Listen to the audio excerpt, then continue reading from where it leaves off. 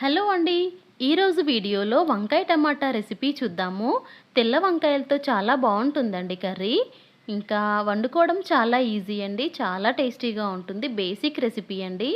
దీనికోసం అయితే స్టవ్ పైన గిన్నె పెట్టి గిన్నె వేడెక్కిన తర్వాత 3 టేబుల్ స్పూన్ల నూనె వేయాలి. నూనె వేడెక్కిన తర్వాత పావు టీ స్పూన్ ఆవాలు, అర టీ స్పూన్ జీలకర్ర వేసి అవి చిటపటమన్నాక ఉల్లిపాయ ముక్కలు వేయాలి. ఉల్లిపాయని మంచిగా వేయించాలి. సగం పైనే వేగిన తర్వాత అర టీ స్పూన్ అల్లం వెల్లుల్లి పేస్ట్ వేయాలి. ఇంకా అల్లం వెల్లుల్లి పేస్ట్ కూడా పచ్చి వాసన పోయేదాకా మంచిగా వేయించాలి. ఇవన్నీ బాగా వేగిన తర్వాత 3 మీడియం సైజ్ టమాటాలు కట్ చేసి వేయాలి. ఈ టమాటాల్లో పావు టీ స్పూన్ పసుపు, 1.5 టీ స్పూన్ ఉప్పు మన రుచికి తగ్గట్టు వేసుకోవచ్చు. తగ్గితే మళ్ళీ వేసుకోవచ్చు. చూసి వేసుకోవాలి. ఇంకా బాగా కలిపేసి మూత పెట్టి 1-2 నిమిషాలు ఉడికించాలి.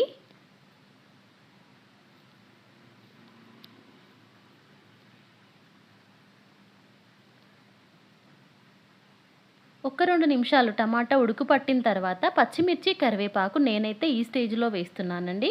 మీరు కావాలంటే ఉల్లిపాయతో పాటే వేయించవచ్చు. ఈ స్టేజ్లో వేసుకున్నా కూడా ఫ్లేవర్ అనేది చాలా బాగుంటుందండి. మనకి కరివేపాకు కానీ పచ్చిమిర్చి కారం కానీ బాగుంటుంది. మీకు నచ్చితే కనుక మీరు ఉల్లిపాయతో పాటే వేయించండి. జనరల్గా అలాగే వండుకుంటాం కదా, ఇలా వేసినా కూడా చాలా బాగుంటుంది టేస్టు. అలాగే 1 టీ స్పూన్ కారం కూడా వేయాలి. కారము మన రుచికి తగ్గట్టు వేసుకోండి. పచ్చిమిర్చి కూడా వేసాం కదా, 2 నిమిషాల పాటు ఉడకనివ్వాలి.